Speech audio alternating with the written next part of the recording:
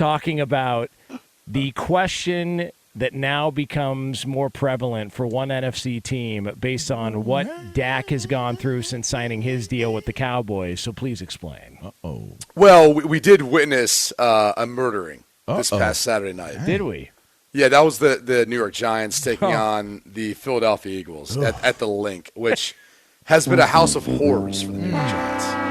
By the way, count me out for one of those people who, come on, big old truck nuts, Brian Dable and the Giants. They're going to cover that 7.5-point spread. Nope. Yeah. Swing and a miss. Yeah, don't even get me started. I mean, from the jump. Yeah, This that was was never a game. When they were down 7-0 and then they were at the Philly 40 and went for it on 4th and 8 and got stopped, I just said, that'll do it.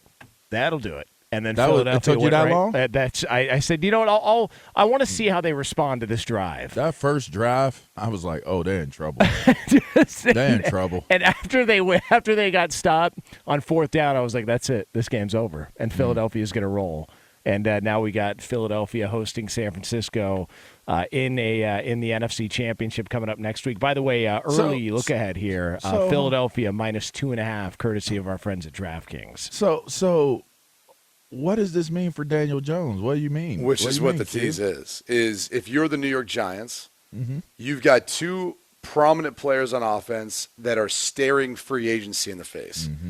Saquon Barkley, which I'm still surprised they didn't pick up his 5th-year option, but Saquon Barkley and Daniel Jones. Now, look, you can franchise tag one, which I think they'll do, and I think they'll agree to an extension with another, and that's probably how this will play out.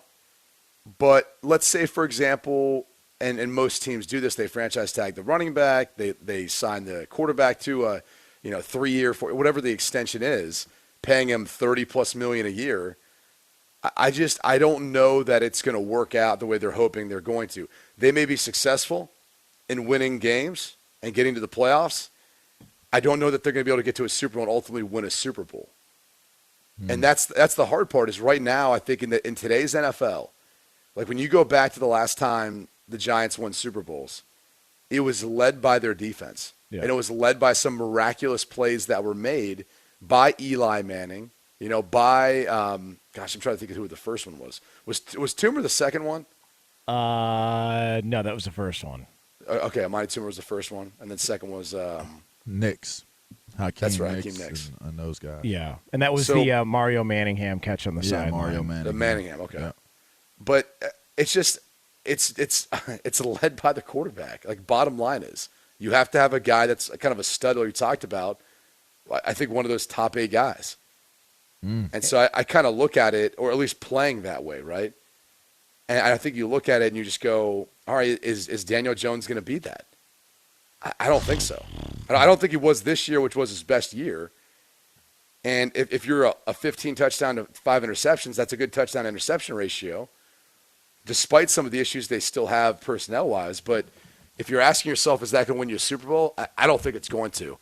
And so you're going to pay a guy for the next, 3-4 years, and what are you going to ultimately have from that? Well, and it's also why Brian Daboll was getting the conversations about Coach of the Year, because he took a guy that everybody assumed was going to be a flop because of what he had done so far in his career, and he figured out a way to make it work. But it worked to a certain point. They beat an overrated Minnesota Vikings team. No apologies to our friends listening on the yellow horn of the Twin Cities K-fan, but the Minnesota Vikings, even Vikings fans realized weren't that great of a team.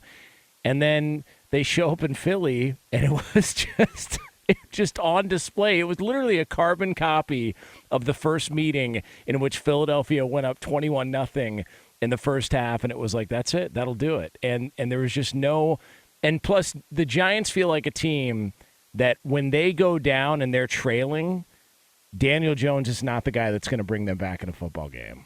Can I draw a comparison from what we said the last break? We said Well, Q, you said it, but I find it. I agree with it. Well, he heard me say it, and then he repeated Okay, it, probably. I think you first, Jonas, heard it on Covino and Rich, and then you said it, then I said it, now LaVar is saying it. So. And then Covino and Rich heard it from Jason Smith and Mike Harmon. So after which actually originated with Danny G. So. Danny G to Mike Harmon and Jason Smith to Covina and Rich to Jonas to Braden saying that you need a quarterback better than Dak Prescott to win the Super Bowl. Is that what we said, right? That's what circulated and permeated to where we are right now, right? Yeah. That's. Yeah, I mean, wouldn't you say Dak Prescott had a better year than his worst year? Wouldn't you say he's better than Daniel Jones? Yes. Like, not even just a better year. Yeah. I think we would say he's a better quarterback than Daniel Jones. So that was the conclusion that we've drawn for Dak Prescott. Then why be – is this bad for me to say? Don't be foolish if you're the Giants. Don't be foolish. You can't give a major contract to a guy that you know can't get you to that next level. Is that bad to say that? No, and if so, I apologize, Daniel Jones, if I don't want to take any money out of your pocket, but if I'm just being honest, if we're saying that, I'm sure there's buyer's remorse at some point for the Dallas Cowboys because Dak Prescott is who you thought he was. He's who you thought he was. He's a really fine quarterback. He's a good quarterback. He's just not that guy that gives you the feeling that he's going to take you to that next level. Like Joe Burrow has proven it, right? Joe Burrow. I think there's a separation between, like, okay, if you're a top half of the league quarterback, which there's no doubt Dak Prescott, I would even say Daniel Jones the way he played this year is, right? But then if you can't get in the top half of that half, and I know I sound like Jim Irsay right now trying to explain the upper quartile of whatever the hell he was saying back during the season. But in all seriousness, if you're in the top half of the league as a quarterback, but you're not in that top half of that top 16, it's just there's a big gap. There's a big separation. And I think the separation or gap can be closed by an unbelievable roster around that quarterback that I don't think the Giants have. I think the Dallas, they're obviously closer to it. And that doesn't mean the Giants can't build to it.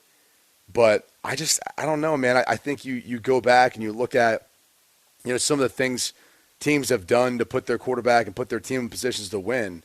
Stafford didn't necessarily have the best season last year. I think he was a top half the quarterback during the course of the season. Yeah. Now, once they got in the playoffs, he had the ability and he started playing much better. But you're also talking about a defense that went and got Von Miller, a defense that went and got guys like OBJ and loaded up and had Aaron Donald, who was playing as the defensive player of the year, or at least at that level. So it's just, that's one of those scenarios where I think he started to play that way once they got in the playoffs and they had all the pieces around the quarterback spot where they were able to, close out and win and beat a team with a quarterback like Joe Burrow, who is one of those guys, who is that dude.